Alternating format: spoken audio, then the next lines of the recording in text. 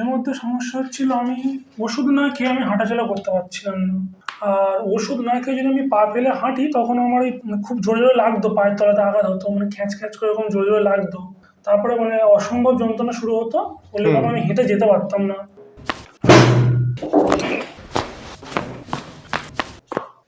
Next আমরা peroneal মাসলে ওনার একটু dry needling করব।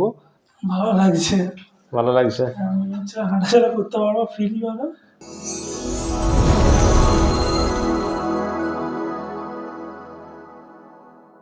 আড়াই বছর ধরে একটা কোমরে অসহ্য যন্ত্রণা এবং ব্যথাটা ওনার বাঁ পা বরাবর নাবতো।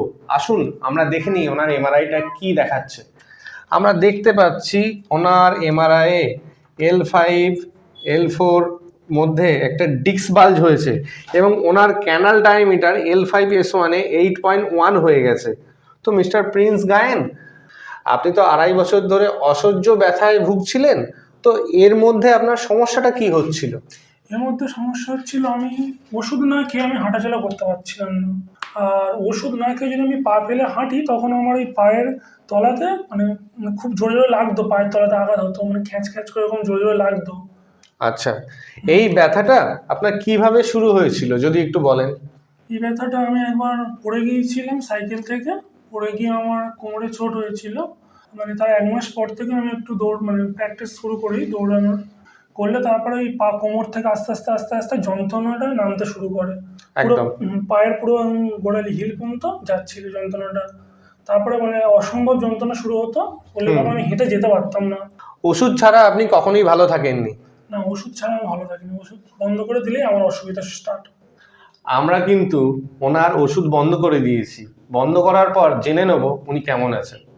হ্যাঁ, ওষুধ বন্ধ করার পর আমি ভালো আছি। আমি তো প্রথমে ভয় পাচ্ছিলাম যে আমি মানে সামনে হেঁটে যেতে পারবো কিনা।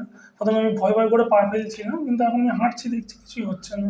আচ্ছা, আপনি ওষুধ না খেয়েও ভালো আছেন তো? হ্যাঁ। তো আমরা ওনাকে কিভাবে এই সমস্যার সমাধান করেছি এই ভিডিওতে প্রেজেন্ট করব। তো আমরা যখন অ্যাসেসমেন্ট করেছিলাম তখন দেখেছি যে ওনার এই পাটা এতটা উপরে আছে, এই জন্যই ওনার একটা ডিপ গ্লুটিয়াল রিজিয়নে একটা নার্ভের কম্প্রেশন হচ্ছে। যেহেতু হিপ জয়েন্টটা ওনার অনেকটাই স্টিপ আছে, তো আমাদের কাজ হচ্ছে এই ট্রিটমেন্টে হিপ জয়েন্টটাকে আনলক করা। অ্যান্ড ফলোড বাই আমরা দেখতে পেয়েছি অ্যাসেসমেন্টে যে ওনার কোর মাংসপেশি উইক আছে। ফর এক্সাম্পল, পাটা ধরে রাখার চেষ্টা করুন, ধরে রাখুন, দেখুন উনি ধরে রাখতে পারছেন না। তো আমরা এই ট্রিটমেন্টে এই যে সমস্যাগুলো ওনার আমরা দেখতে পেয়েছি এগুলোকেই কারেক্ট করব এবং কিভাবে উনি এতটা সুস্থ হলেন সেটা আপনারা দেখতে পাবেন। প্রথমে হচ্ছে আমাদের যে কোনো এসআই জয়েন্ট পেনের জন্য আমরা টিবিও ফিমোরাল জয়েন্টের ম্যানিপুলেশন করি। L5 এবং S1 জাংশনটাকে আমরা ডিকম্প্রেশন করব।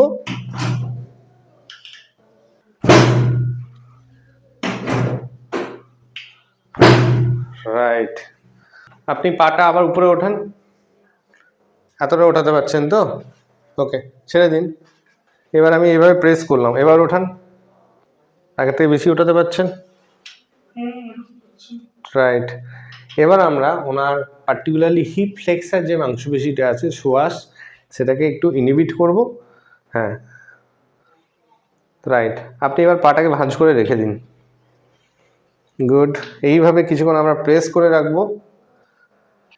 নিঃশ্বাস নেবেন, ছাড়ুন, অলরেডি ক্লিকিং হয়ে গেল। দুটো পাকে আমরা এভাবে ওনার L4 জাংশনটাকে কারেক্ট করব। নিঃশ্বাস নেবেন, ছেড়ে দিন। এবার পিউবিস বোন কারেকশন, আমার হাতে প্রেস করবেন জোরে। ওয়াও, হয়ে গেল না? আবার 1 2 3 4 5। Wow, 1 2 3 4 5 again, 1 2 3 4 5 and final 1 2 3 4 5।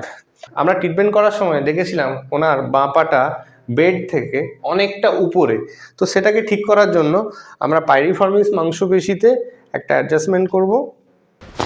Right, এবার ম্যানুয়ালি এইভাবে রিলিজ করে দেবো পাইরিফর্মিসটা। 1 2 3 4 5, রিল্যাক্স। Again 1 2 3 4 5 and relax. হাত দিয়ে এইভাবে লুজ করব, দেন রিল্যাক্স। এবার পেছনে করবেন, লিন ব্যাক। ওয়াও, ঠিক, হাতটাকে এবার এভাবে রাখুন। ওয়াও, লাউড একদম। আবার wow, nice, wow. This is called bone cracking. And finally neck.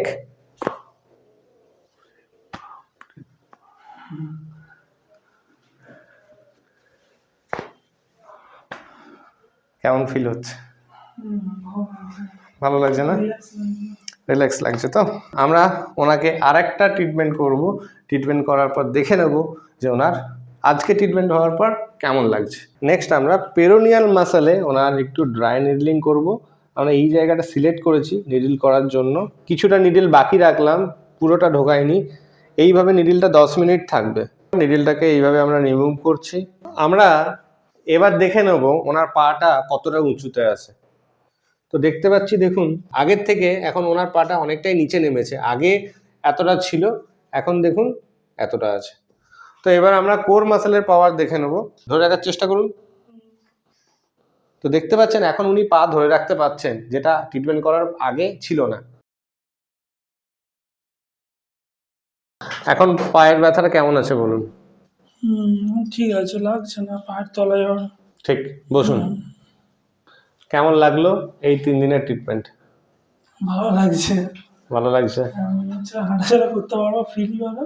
আচ্ছা, আমার অন্যান্য পেশেন্ট যারা আসেননি, হয়তো তারা আমার ভিডিওটা দেখছেন, তাদেরকে আপনি কি অ্যাডভাইস দেবেন? আমি বলবো যাদের এরকম ধরনের সমস্যা আছে কোনো, তাদের কাইন্ডলি চলে আসা উচিত আপনার কাছে। ইমিউনিটি করে আমি তোমার সত্যি মেডিসিন খেয়ে আমার তো সেরকম কিছু আমি ভালো ফল পাইনি। কারণ আমার শুধু মেডিসিনই খেতে হতো আর বিছানাতে শুয়ে থাকতে হতো।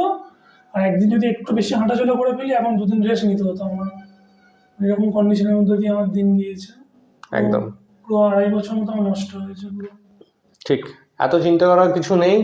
2.5 বছর নষ্ট হলে নেক্সট 2.5 বছর আপনি খুব ভালোভাবে আশা করি থাকবেন, আমার অ্যাডভাইসে চলবেন, তাহলে আপনার যে টার্গেট সেই টার্গেটে আপনি পৌঁছে যাবেন। আমি এই ভিডিওটাকে আপলোড করতে পারি তো? একদম, থ্যাংক ইউ। তো thank you for watching this video. আপনাদের কি সমস্যা হচ্ছে সেই সমস্যাটা আপনি ইউটিউব এবং ফেসবুক চ্যানেলে লিখতে পারেন, আমি সেই অনুযায়ী আপনাদের সামনে নতুন ভিডিও প্রেজেন্ট করব। বাই।